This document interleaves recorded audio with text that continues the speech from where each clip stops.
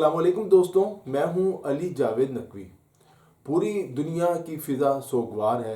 ایران میں سرکاری عمارتوں پر سیاہ پرچم لہرا رہے ہیں۔ سرکاری طور پر ایران نے اعلان کیا ہے کہ سپریم لیڈر آیت اللہ علی خامنئی کو شہید کر دیا گیا ہے۔ ایرانی حکومت نے 40 دن کے سرکاری سوگ اور 7 روزہ تعطیل کا اعلان کیا ہے۔ یہ صرف ایک شخصیت کی شہادت نہیں، یہ ایک نئے انقلاب کا آغاز ہے۔ ایران کے صدر نے سپریم لیڈر کی شہادت کا انتقام لینے کا اعلان کیا ہے۔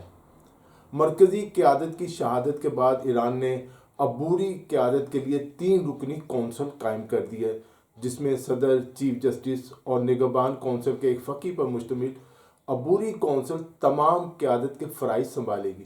یہ فیصلہ سپریم لیڈر کا عہدہ خالی یا غیر فعال ہونے کی صورت میں آئینی ضابطے کے تحت کیا گیا ہے۔ ایران اسرائیل اور امریکی جارحیت کے خلاف یہ جنگ تنہا لڑ رہا ہے۔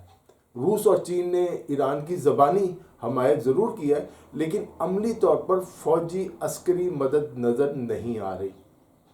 اس بات کا امکان موجود ہے کہ سپریم لیڈر کی شہادت کے بعد روس اور چین بھی یہ سوچنے پر مجبور ہو جائے کہ اب انہیں کچھ نہ کچھ کرنا پڑے گا۔ روسی صدر پیوٹن نے اس حوالے سے ایک سخت بیان دیا امریکہ کے خلاف۔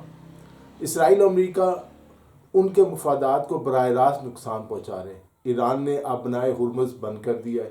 اسرائیل اور خطے میں موجود امریکی فوجی اڈوں پر مسلسل حملے جاری ہیں۔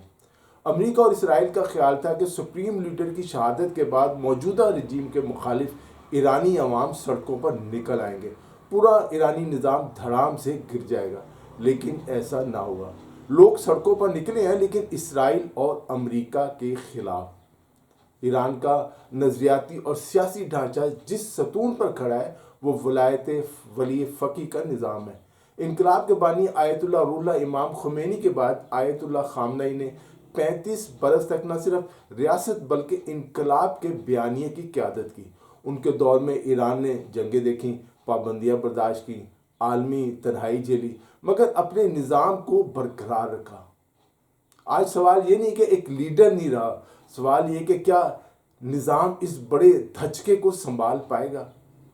اس ویڈیو میں ہم اس بات کا جائزہ لیں گے کہ ایران میں سپریم لیڈر کا انتخاب کیسے کیا جاتا ہے اور کون کون امیدوار ہیں۔ سپریم لیڈر کے لیے کئی نام آئے ہیں سامنے۔ دوسری طرف اس بات کا بھی خدشہ موجود ہے کہ حزب اللہ اور حماس کے قائدین کی طرح اسرائیل اور امریکہ نئے سپریم لیڈر کو بھی نشانہ بنا سکتے ہیں۔ یہ دونوں ملک ایران کا موجودہ نظام تبدیل کر کے اپنی کٹ پتلی اور محمد رضا شاہ پہلوی کی حکومت لانا چاہتے ہیں۔ دوستوں، ایران میں سپریم لیڈر کا انتخاب عوامی ووٹوں سے نہیں بلکہ ایک 80 رکنی منتخب علماء پر مشتمل مجلس خبرگان رہبری کرتی ہے۔ اس حوالے سے مشاورت جاری ہے۔ طاقت کے اصل مراکز حرکت میں آ چکے ہیں۔ ممکنہ ناموں میں آیت اللہ خامنئی کے صاحبزادے مجتبیٰ خامنئی سمیت بہت سے نام ایسے تھے جو اسرائیلی حملوں میں شہید ہو چکے ہیں۔ سپریم لیڈر کے لیے کئی نئے ناموں پر غور ہوا ہے، لیکن ابھی تک کوئی حتمی نام سامنے نہیں آیا۔ یہ بھی ممکن ہے کہ احتیاط سے کام لیا جا رہا ہو۔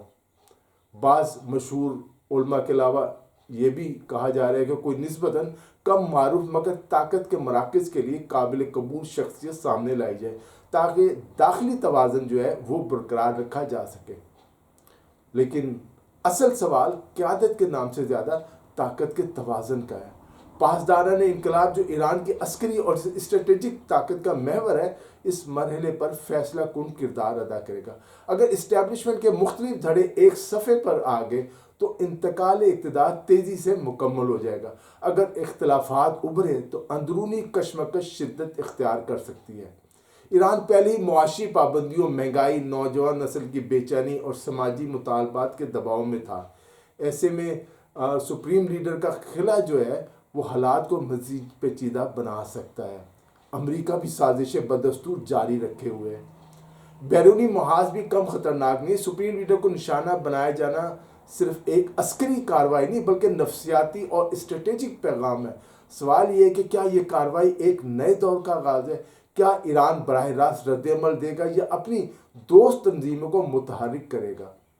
تہران سے رد عمل اور قطر، بحرین، متحدہ عرب امارات اور سعودی عرب میں امریکی فوجی اڈوں کو نشانہ بنانے کے باعث پورا مشرق وسطیٰ ہل چکا ہے، اور یہ حملے بدستور جاری ہیں۔ ایران قیادت جو ہے ایرانی اور پاسداران انقلاب نے جنگ جاری رکھنے اور سپریم لیڈر کی شہادت کا انتقام لینے کا اعلان کیا ہے۔ روس اور چین بیانات کی حد تک ایران کے ساتھ ہے، میں نے آپ کو بتایا ہے، عملی طور پر ایران کی مدد کر رہے ہیں، اس کا کوئی ثبوت نہیں ہے۔ ایران کی اسرائیل اور ایران امریکہ کے خلاف مزاحمت کب تک جاری رہے گی، یہ بھی ایک سوال ہے۔ کسی ریاست کے نظریاتی سربراہ کو ختم کرنا عالمی سیاست میں غیر معمولی قدم سمجھا جاتا ہے۔ اس کے اثرات صرف 2 ملکوں تک محدود نہیں رہتے بلکہ عالمی طاقتوں کے توازن کو متاثر کرتے ہیں۔ اسرائیل اور امریکہ ایران میں موجودہ رجیم کو تبدیل کرنا چاہتے ہیں، لیکن ایسا بہرحال ممکن دکھائی نہیں دے رہا۔ اسرائیلی وزیر اعظم نیتن یاہو اور امریکی صدر ڈونلڈ ٹرمپ اپنے بیانات میں بار بار ایرانیوں کو اکسا رہے ہیں کہ حکومت کے خلاف بغاوت کرتے سڑکوں پر نکل آئیں۔ ایران کا ریاستی ڈھانچہ مضبوط ہے، لیکن اس کا سیکیورٹی نیٹ ورک وسیع اور نظریاتی بنیادیں جو ہیں بہت گہری ہیں، مگر یہ بھی حقیقت ہے قیادت کی تبدیلی ہر نظام کے لیے بہت بڑی آزمائش ہوتی ہے۔ اگر نیا سپریم لیڈر مضبوط اور متفقہ حمایت کے ساتھ سامنے آتے ہیں تو نظام مزید سخت اور منظم ہو سکتا ہے۔ تاریخ ہمیں بتاتی کہ بعض اوقات ایک لیڈر کی شہادت تحریک کو کمزور نہیں کرتی بلکہ اسے مزید شدت دیتی ہے۔ ایران آج ایک ایسے ہی موڑ پر کھڑا ہے۔ یہ شہادت ایران کو دفاعی پوزیشن پر لے جائے گی یا اسے مزید جارحانہ بنا دے گی؟ کیا ولایت ولی فقی کا نظام پہلے کی طرح قائم رہے گا یا اندرونی تبدیلیاں جو ہے اس کی سمت بدل دیں گی؟ دنیا کی نظریں تہران پر ہے۔ آنے والے دن طے کریں گے کہ سپریم لیڈر اور ان کے ساتھیوں کی شہادت ایک باب کا اختتام ہے یا ایک نئے زیادہ ہنگامہ خیز دور کی ابتدا۔ کیا ایران اسرائیل اور امریکہ کو شکست دے گا؟ کیا کوئی ملک ایران کی مدد کو آئے گا؟ یہ ایران کے جو جوابی حملے ہیں اسرائیل اور امریکی فوجی اڈوں کے خلاف، یہ کب تک جاری رہیں گے؟ اور اس سے ایران، امریکہ اور اسرائیل کو کیا کوئی بڑا نقصان پہنچا سکتا ہے؟ آنے والے دن جو ہے اس حوالے سے بہت اہم ہے۔ دوستو، اس ویڈیو میں اتنا ہی۔ علی جاوید نقوی کو اجازت دیجیے، اپنا خیال رکھیے گا۔ خدا حافظ۔